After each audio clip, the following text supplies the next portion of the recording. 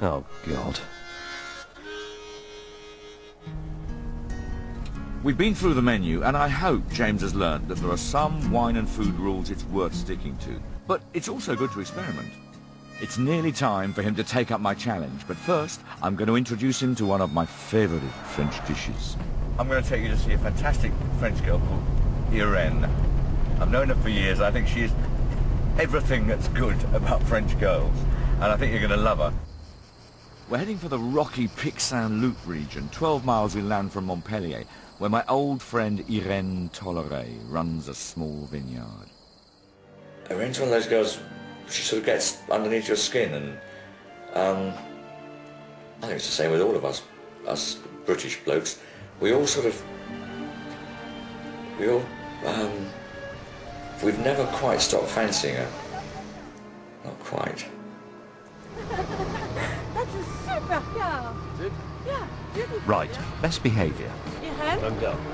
Oh, how do you do? How do you do? I like your at very much. Yeah.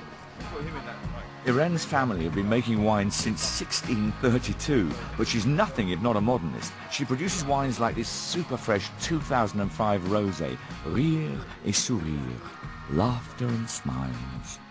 It does smell very fruity. It's good, that. That's the rocks. The rocks. The rocks. They bring everything is more fruity in the Pic-Saint-Loup. The apricots that we grow, the grapes that we grow, and so the wines, they really have this fruity characteristic here. It's the rocks of the Pic-Saint-Loup. This is the great struggle of the vine against the rocks in the territory. Yeah. I've got this same feeling again. You can almost taste the rocky dryness in the wine. I think there's a slight hint of rosehip. Could well be. Well done, me. James, what I like is that I like cars, and I think that there are a lot of parallels between wine and cars, funnily enough, because wine talk can be very boring, as a car talk can be boring. And it's nice to meet somebody who is so knowledgeable on cars, and get him to say, yes, that's true, car talk can be boring. So I think I'm enjoying myself tremendously. Me too.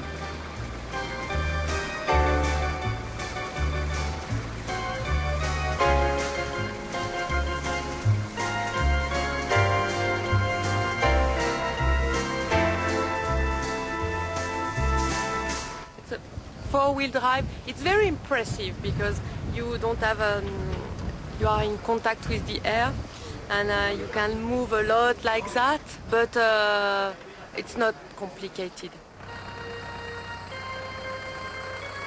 So we're going to go down this way.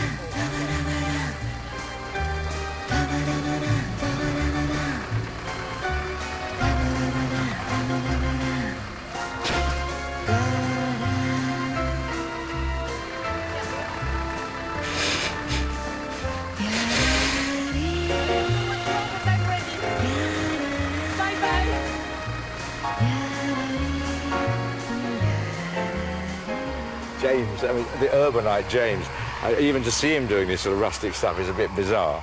And I think that the tractor would look an awful lot better without James on it, to be honest.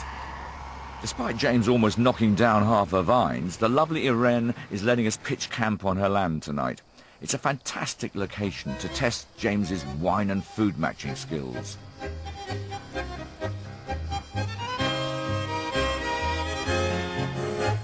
I've asked Irene to join us for dinner, but she doesn't know we're eating on the campsite. James, however, assures me he's picked the perfect menu and also the wine to match. Apparently, we're in for a feast.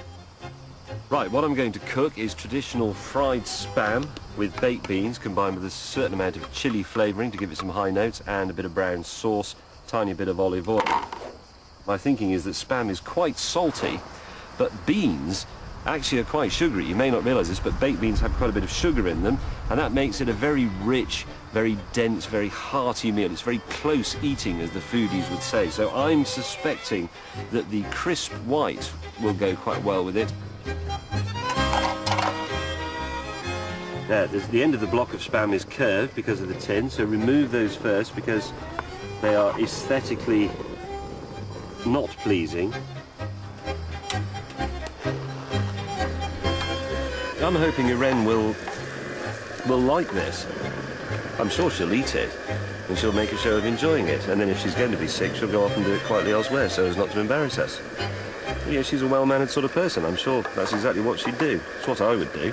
She really is thinking we're going to take her to some fantastic restaurant in Montpellier. And that's the one thing that's worrying me, that she will be so disappointed when she actually realises that she's at Chez James May tonight for dinner. I think she's a game girl. I think she'll go for it, but that's the risk.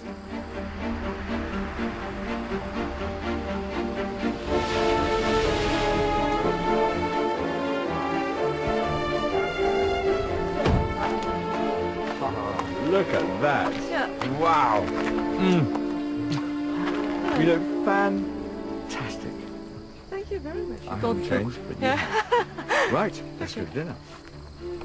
Let's go to have dinner. Yeah. Where? Behind you. Dinner.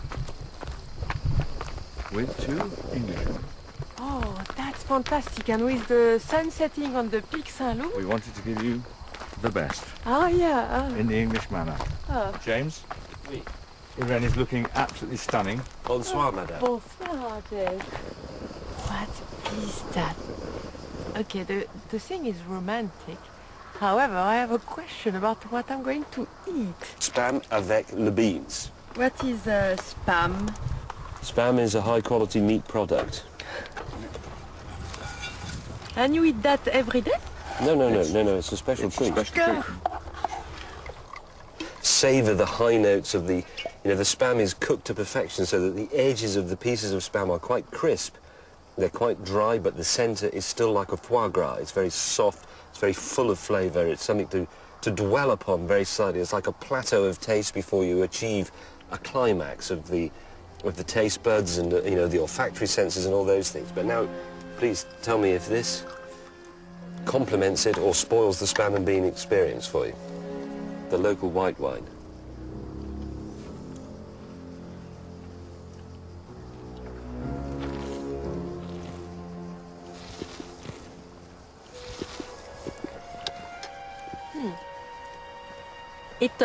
Is it good? I think that the white wine with the freshness and the crispness helps, as you say, create a flow with the spam and beans. So I think it's a good combination. Exactly. I knew it. You don't agree? No, I don't. I mean, I think actually the spam and beans is rather good. I think this white wine is flat and dull, and everyone's being far too polite about it. But amazingly, it tastes better because of the spam and beans. So what the spam and beans has done is actually improve the wine. I don't think the wine's good. I think the wine is dull and flat and slightly oxidized. So we have our answer. With spam and beans, take any crap white wine and it will be fantastic. I think essentially I got that right. This wine, which is local to here, not yours, is a Coteau de Languedoc, is the right white wine for spam and beans. That is a wine fact. And I must admit I'm quite surprised because I love England and I've went repeatedly to England and I had never tasted spam and beans before. You weren't mixing with the right people. Yeah, obviously.